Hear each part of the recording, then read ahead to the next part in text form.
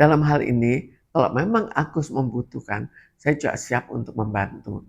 Membantu menyelesaikan keadaan kejiwaan atau paling tidak memberikan nasihat harus bagaimana. Misalnya ada keluarga yang bisa membantu dan sehari-hari membantu untuk menetralisir kondisi Agus. Agus perlu menyadari dia salah atau tidak gitu.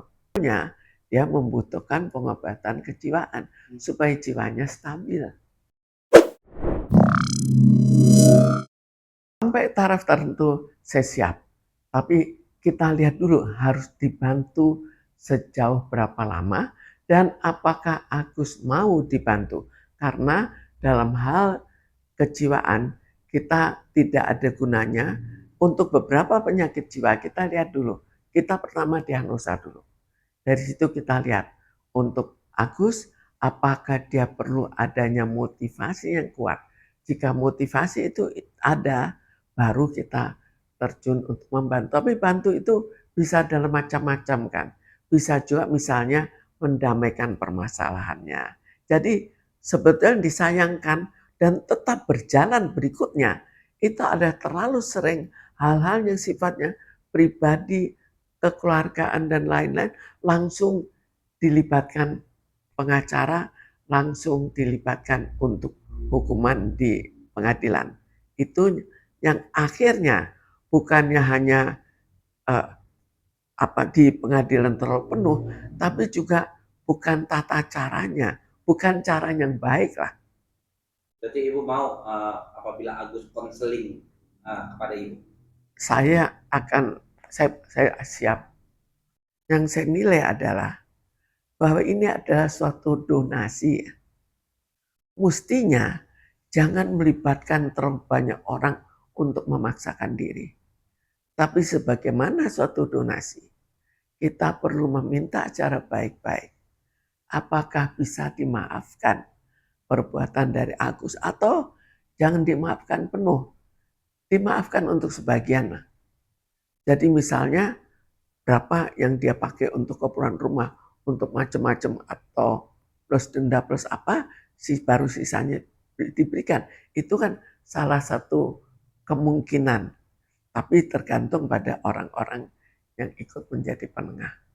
Tapi dalam hal ini yang terjadi adalah siapa yang salah. Itu yang terjadi. Dan bagi seorang donatur, apakah hak dia atau tidak untuk mencabut? Tapi jelas dengan banyaknya keributan, dia juga takut bahwa kalau ditarik, kalau dipakai untuk sesuatu yang tidak ketahuan, maka dia bisa dipersalahkan. Jadi saya anggap bahwa di sini terjadi suatu di mana suatu yang sifatnya donasi diganti menjadi suatu yang sifatnya semacam pengadilan. Belum sampai pengadilan, tapi sudah seperti suatu gugatan sudah. Siapa yang salah dan wajib atau tidak memberikan. Dan ini membuat suatu yang berkepanjangan di mana donaturnya serupanya juga ngotot. Dia ngotot dalam hal apa? Dia tidak mau memberikan. Karena merasa terlalu ditekan. Sekarang hak dari donatur atau tidak untuk melakukan itu. Sekarang dari pihak luar bisa nggak memaksakan? Kalau dipaksakan sampai terlalu dipaksakan, apakah yang memberikan donasi tidak akan menghentikan segala donasi berikutnya? Dia kan bisa saja, misalnya berikan saja ke negara-negara tetangga, negara-negara miskin, kan bisa saja. Jadi akhirnya diambil suatu jalan keluar. Bahwa akhirnya Agus merasa kecewa, itu hal yang wajar. Tapi mungkin perlu dimengerti juga bahwa jika keperluannya memang untuk pengobatan mata dan tidak bisa dan tidak digunakan untuk pengobatan mata, tapi mencoba untuk mendesak donaturnya, mempersalahkan donatur terhadap semua hal ini, sekarang donaturnya tidak memberikan dan mengalihkan ke yang lain, apakah donatur bisa dipersalahkan? Sebetulnya tergantung situasi, tapi coba kita lihat situasinya. Situasinya terus saja saling mempersalahkan dan sampai dibuat rencana pengadilan kan. Jadi bisa dibayangkan bahwa ini terjadi perkelahian. Kalau berkelahi, mau nggak kita berikan? Itu secara rata-rata manusia. Kalau tidak mau diberikan, lalu dia juga takut dikecam, ya mungkin diberikan ke siapa saja. Kebetulan ini didonasikan ke NTT. Tapi bisa juga misalnya didonasikan ke Bangladesh, bisa juga kan.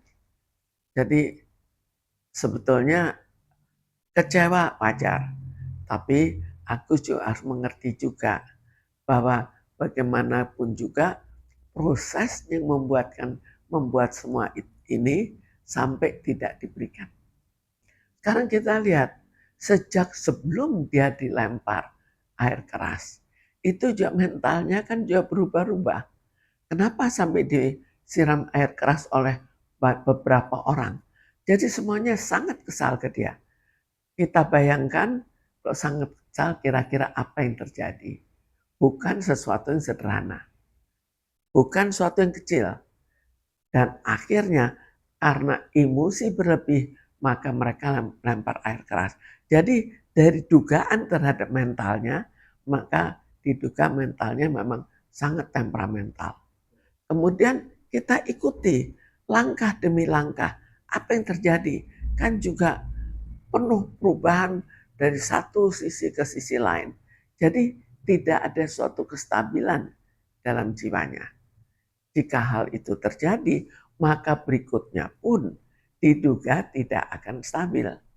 Maka sebetulnya dia membutuhkan pengobatan kejiwaan supaya jiwanya stabil. Oh, artinya Agus ini butuh pengobatan kejiwaan ya? Paling enggak dicek dulu kejiwaannya. Jika memang jiwanya demikian, maka perlu pengobatan kejiwaan. Itu biasanya faktornya apa, Bu? Dengan adanya perubahan kejiwaan seseorang. Ya sekarang kita lihat, apakah perubahan kejiwaan itu sejak adanya bencana mata atau sebelum-sebelumnya. Kita coba perkirakan riwayat sampai disiram air keras. Itu kan riwayat yang sebetulnya dianggap Agus terlalu keterlaluan. Itu anggapan yang menyiram. Tapi menyiram itu 3 orang lagi. Bukan hanya 1 orang. Jadi bukan pendapat 1 orang dan 1 orang kemungkinan jiwanya keras. Tapi kok sampai 3 orang. Jadi dugaan kita ke arah mana.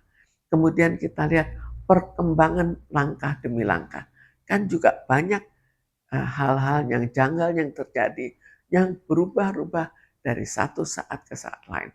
Pada saat awal menganggap, oh saya tidak perlu mata, saya perlu untuk keperluan rumah. Kemudian tiba-tiba mempersoalkan mata, nanti persoalkan dia tidak bisa melihat, persoalkan bisa melihat. Jadi berubah-ubah.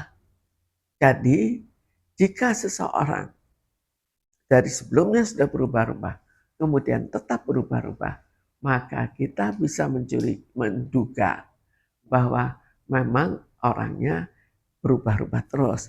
Jadi sekarang pun akan berubah. Dan pengharapan merupakan hal yang wajar. Kalau mentalnya memang begitu, ya perlu mentalnya diperbaiki, diobati. Butuh psikiater. Ya, kita lihat tarafnya bagaimana. Adakan pengecekan, kemudian bisa diobati oleh siapa. Artinya Ibu sebagai psikiater kalau diminta oleh pihak keluarga Agus atau istri Agus siap untuk melakukan pengobatan. Sekarang secara secara penyakit itu siap saja. Tapi semua itu kan tergantung juga faktor lain, faktor waktu, faktor kecocokannya. Karena kalau mengobati untuk merubah jiwa seseorang, kalau orang itu terlalu bertentangan dengan kita, bukan bertentangan karena apa, tapi misalnya dia sebelumnya mempunyai ibu di mana dia sangat membenci ibunya, maka tidak akan cocok untuk diobati oleh seorang yang kira-kira selevel ibunya. Jadi itu ada beberapa tambahan yang membuat orang itu bisa didekati atau tidak. Lalu kita lihat lagi dari segi-segi lain. Jadi, tapi kalau sudah, jadi dia harus mencari atau harus dicari orang yang kira-kira dia sudah sesuai, dan jangan seseorang yang dia sudah benci sebelumnya. Kok belum apa-apa, belum lihat, waduh orang itu kurang ajar, orang itu. Ya bagaimana? Terus karena kalau jiwanya, jadi kita jangan seperti orang biasa, orang normal. Tapi seandainya memang berubah terus, maka kita lihat dari segi jiwa. Jika jiwanya kurang normal, maka harus ada persyaratan bagi orang yang mengatasinya. Tapi bisa juga sampai pada taraf yang lebih berat, di mana tidak perlu syarat siapa saja, tapi cukup diberikan dengan obat. Itu juga bisa. Jadi kita lihat keadaan dulu. Jelas akan kecewa sekali. Tidak mungkin tidak kecewa. Tapi sampai seberapa jauh dia akhirnya bisa menerima atau tidak. Karena sehari-hari dia juga orang yang sering mengalami tantangan. Dalam hal menghadapi tantangan-tantangan yang ada sebelumnya, tantangan yang tidak seperti orang biasa karena reaksinya itu terlalu berlebih.